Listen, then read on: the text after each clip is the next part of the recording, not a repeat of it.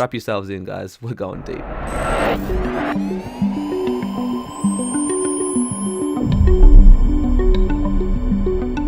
Man, people have been arguing over what God is since the dawn of time. Some people believe God is some bearded dude in the sky who judges you for masturbating, and others believe there is no God at all, which is just as insane in my opinion. So I'm not going to participate in tomfoolery by trying to explain the inner nature of God. It's like, how am I supposed to know? It's unknowable. The purpose of this video is to explore the divine paradox, how it applies to us, and sharing potential spiritual traps that many fall into, including myself. So even though I don't want to fall into the trap of trying to define something that's undefinable, for the sake of this video, let's refer to God as the never-changing substantial reality that underlies everything we know in this universe. There are many names for it: God, Source, Absolute Infinity, the Creator, the Programmer, Infinite Love, Divine Intelligence. God, or what the Hermetists name the All, is by its very essence unknowable. However, there are certain truths connected with its characteristics manifested within existence as far as the human mind can grasp. Firstly, the All must be all that really is. There can be nothing existing outside the All, or else the All will not be the All. 2. The All must be infinite, no beginning and no end. For there is nothing else to define, confine, bound, limit, restrict the All. 3. The All must be immutable, constant, never changing. It cannot be added to nor subtracted from, increased or diminished. It must have always been and must always remain. And 4. The All is law itself, from which all laws emerge. Nothing but the All can escape law, period, at least without negative consequence. So even though God and his intentions cannot be known by humankind, what can be known are the natural laws that construct this very existence. And these natural laws are universal and immutable, meaning that they have always been true and will always remain true whether your perceptions align with it or not. So do not mistake natural law for religious doctrine. If they're not true 100% of the time, then it's not a law. The Hermetists believe all theories, guesses and speculations regarding the All is but the childish efforts of mortal minds trying to grasp the infinite. This pursuit has always failed and will always fail just from the very nature of the task. Those who pursue this rabbit hole end up traveling around and around in the labyrinth of thought, kind of like a hamster which frantically runs in its hamster wheel, traveling forever and yet reaching nowhere, just to be standing where he started. This is a common mistake when people try and seek the existence of God within existence itself.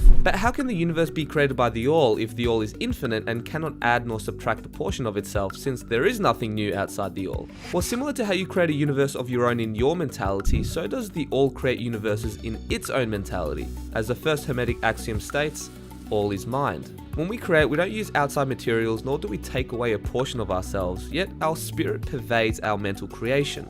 Think of famous comic book creations such as the Marvel Universe created by Stan Lee. The Marvel Universe, along with everything in it, including all superheroes and villains, are mental creations of his mind. These characters may be imaginary from our perspective, but they symbolically reflect human nature. And to the characters in the story, the world is very real and kind of takes a life of its own, but still bounded by the laws of that particular existence. It's not like when you draw a cartoon character that suddenly jumps out of the page into the third dimension, right? Now imagine Spider-Man going around trying to find his creator within the Marvel Universe. It's safe to say that he will be chasing his tail until the end of time. Stan Lee as we know him doesn't exist in the Marvel Universe. Spider-Man may be able to find a glitch in the Matrix or an Easter egg, or even go on some crazy psychedelic journey where he communicates with his version of Stan Lee, but no matter what, he cannot be Stan Lee. Each character has a divine piece of his essence which underlies all of reality within the Marvel Universe, but they are not him per se. Enough said. Anytime you need inspiration, I'll be right here. And this kind of points out the absurdity of people arrogantly claiming, I am God. Just imagine Spider-Man announcing, I am Stan Lee, or Harry Potter saying, I am J.K. Rowling. It sounds kind of ridiculous, right? Especially because they're claiming to be something that's completely outside their capacity to understand. Now, of course, this analogy is inadequately incomplete since it represents the mental images of the finite mind, which our minds can grasp, while the universe is a creation of infinite mind, which is unknowable. However, it's all a matter of degree in which the same principles operate. In this case, it's the principle of correspondence, as above so below, since our universe is fractal by nature. And remember that recognizing principles and trying to understand the creator of those principles are two completely different things.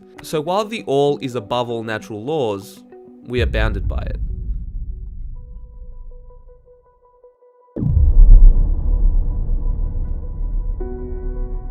The all is in the earthworm, but the earthworm is far from being the all. As many of us know, the universe is full of infinite paradoxes and contradictions, but the masters have learned to recognize and reconcile paradoxes by understanding both sides of polarity, the relative and the absolute. Absolute truth is things as the mind of God knows them, while relative truth is things as the highest reason of humans understand them. And like everything in life, it is and it isn't.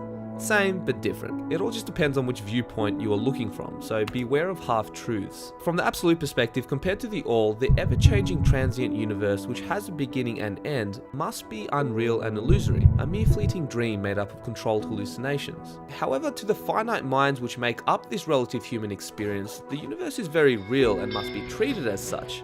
Just because you acknowledge the absolute view, it does not give you a magic pass to be immune to all natural law and phenomena of the universe. Because just remember, you are not God, you are of God. The universe and everything in it is an expression of the all, and whilst we can have a perceived experience of unifying with God during certain states of consciousness, this does not mean that you are the big dog himself. Just like fingernail clippings are an expression of the human organism, it doesn't mean that it is the organism itself. Let's briefly look at an example of the law of polarity by exploring the concept of hot and cold. The words hot and cold may be made up human constructs, but they point to very real, verifiable aspects of reality. From the absolute perspective, a boiling pot of water in a human hand is just pure energy, and there is no separation since we are all one. Everything is the all, since there can be nothing outside the all, so the duality of hot and cold doesn't actually exist from this point of view. It's all just heat energy and like thereof. However, if I put my hand in a boiling pot of water, it will probably cause severe pain and potentially damage my nerve endings.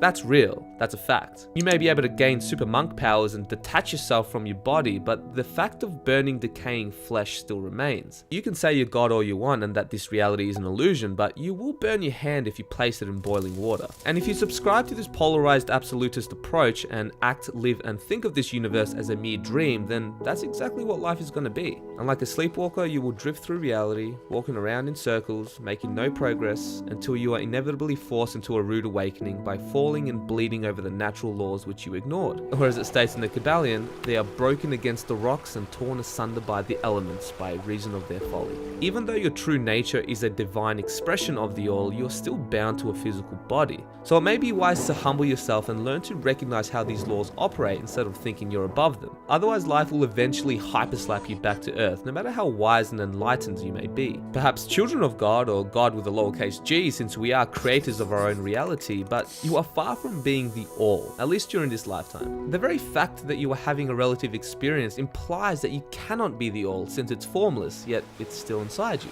That's the divine paradox.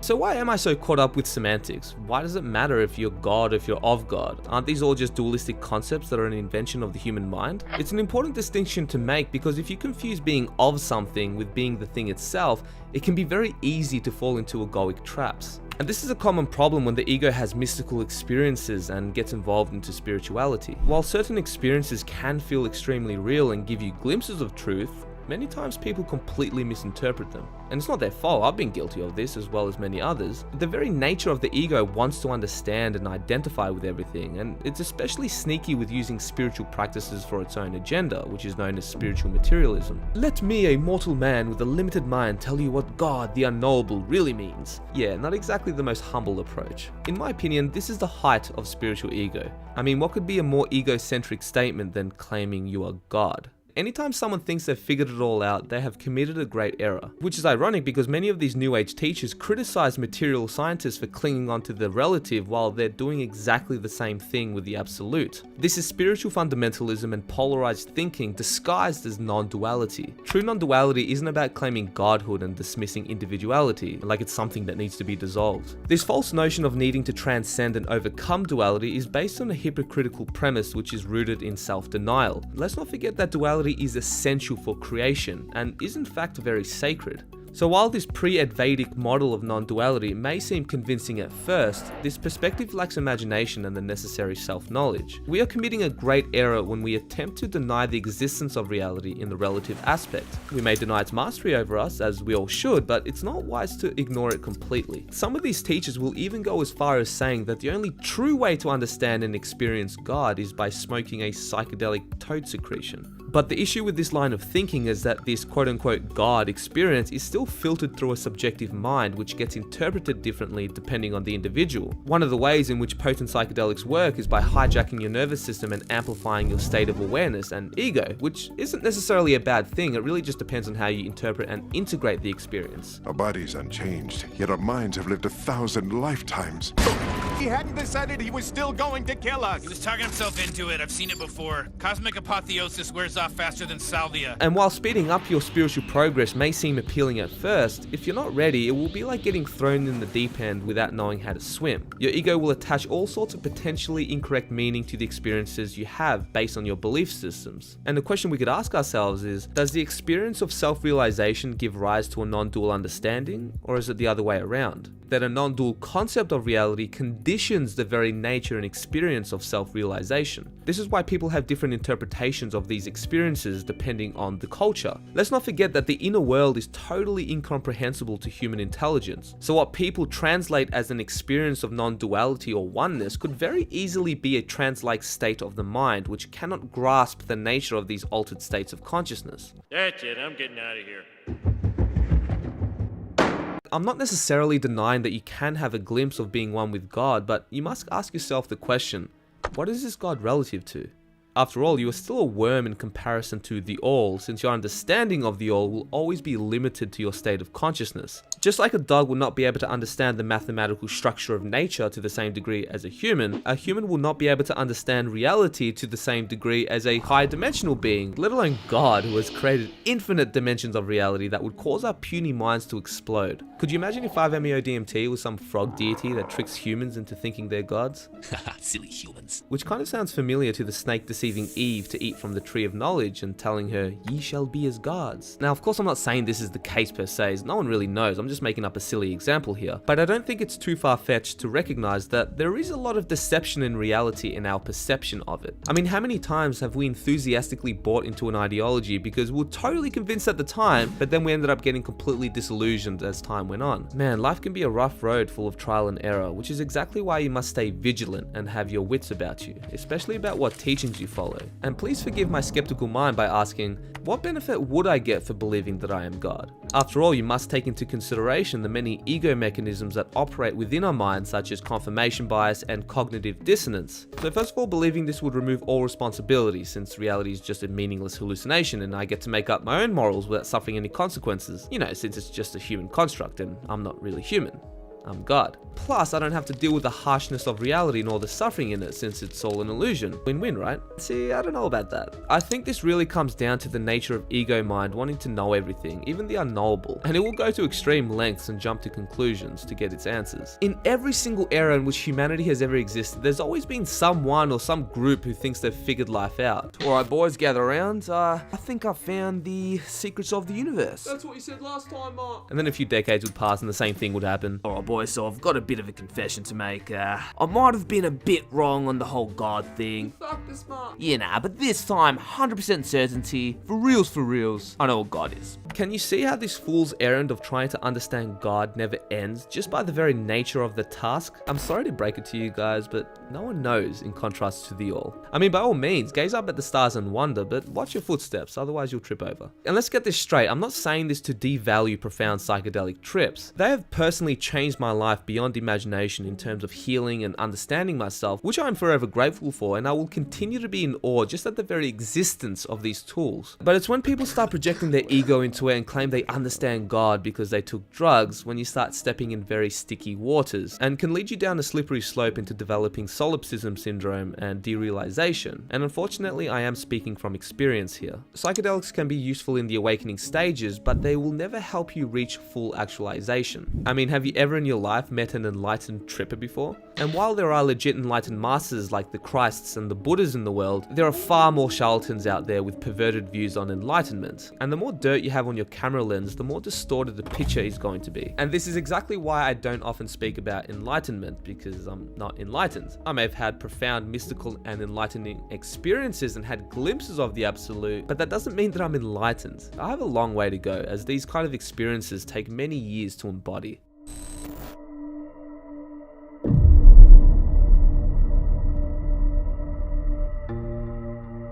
This is the divine reality in many ways. After all, it's only in the relative plane where things actually happen, literally. This is where the divine gift of consciousness expresses itself in infinite degrees and where everything comes together, which is a freaking miracle to witness. We are ineffably lucky to be here and even have this experience at all. It's the separateness of reality that's illusory, not life itself. And if everything's God, then shouldn't you treat this reality as a divine gift instead of denying it?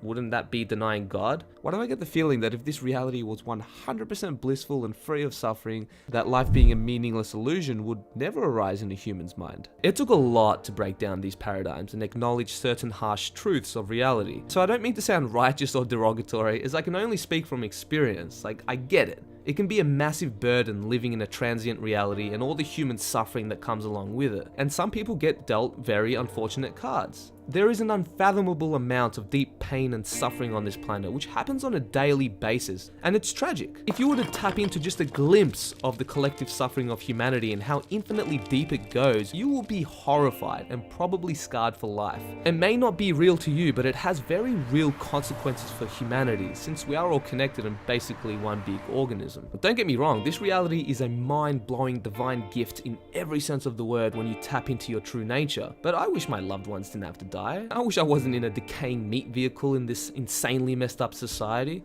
I wish people weren't committing suicide every day. I wish child trafficking wasn't real. And you may say I'm just projecting my judgment into it because I don't know what God's plans are or why there is so much suffering in the world, and you would be right. It's not my place. But that's the thing, I'm human. How can you blame me for being upset about these things? And I think this is an important key that's missing from many of these quote-unquote spiritual teachings, and that is sincerity and genuine compassion for our brothers and sisters who are suffering. But it's all real, it's all happening. And whether you like it or not, your actions does have a massive effect on humanity. And while we should all ultimately aim for unifying with God and not dwelling in our human problems too much, we must also acknowledge and honor the stage we're at. I highly doubt we're going to get from war, famine, and slavery, which is where we're still at today, to instant enlightenment and godhood and slip into a reality where darkness doesn't exist and it's all light and bliss. I think that may be a bit idealistic. Who knows, maybe one day in the future when we evolve into higher dimensional beings where duality doesn't exist and we become closer to the all, we can get away with not doing anything but just meditating and dancing in the Garden of Eden. But right now we are in a third dimensional earth plane where shit is going down and a lot of real human beings are suffering here.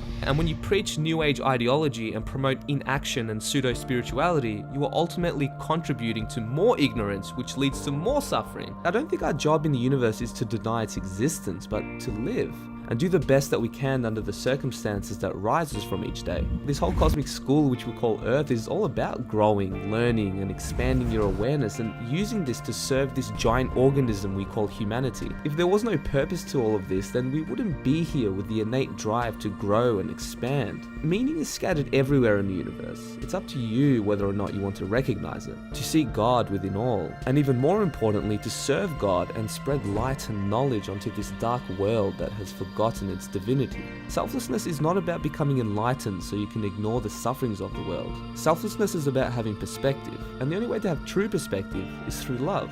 Love is unification and God is the ultimate unifier. The whole purpose of spiritual development is really about the recognition, realization, and manifestation of the spirit within us, our true nature. This is about returning home to the kingdom of heaven within. Back to God.